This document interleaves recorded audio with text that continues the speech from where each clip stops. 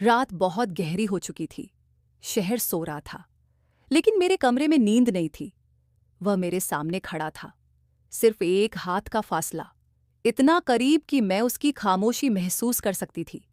मेरा नाम आलिया है, और जिंदगी में पहली बार मैं इतनी उलझन में थी। वह मेरा दोस्त था, या शायद कुछ और। उस रात यह फर्क समझना मुश्किल हो गया था। कमरे में सिर्फ एक लैंप जल रहा था। उसकी रोशनी धीमी थी, बिल्कुल उसकी आवाज की तरह जिसमें वह बात करता था। बाहर हल्की हवा चल रही थी, और अंदर कुछ और ही चल रहा था। वह मेरे पास खड़ा रहा, शायद जानबूझकर, शायद अनजाने में। मुझे बस इतना याद है कि मेरी सांस एक पल के लिए रुक गई। मैं उसकी तरफ देख रही थी, लेकिन आंखों में नहीं, कहीं और। मेरा दिमाग कह रहा था, आलिया ये ठीक नहीं है, लेकिन मेरा जिस्म बिल्कुल चुप था। कभी कभी खामोशी सबसे बड़ा जवाब होती है।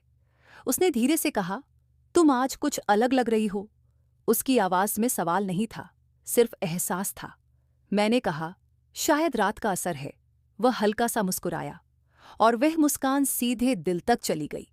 वह इतना करीब था कि मुझे उसकी मौजूदगी महसूस हो रही थी, बिना छुए, जैसे कोई याद जो पुरानी हो पर भूली ना हो। उसकी सांसों का उतार चढ़ाव मेरे ख्यालों के साथ चल रहा था। हम दोनों चुप हो गए, और उस खामोशी में जो कुछ था वह शब्दों से कहीं ज्यादा गहरा था। वह कुछ कहना चाहता था, मैं कुछ सुनना चाहती थी, लेकिन हम दोनों रुक गए। फिर उसने कहा, कभी कभी मैं सोचता हूं, अगर हम थोड़े अलग होते तो शायद ये रात भी अलग होती।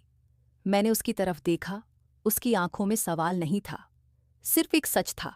मैंने कहा, शायद रात का असर है। वह हल्का सा मुस्कुराया, और वह मुस्कान सीधे दिल तक चली गई।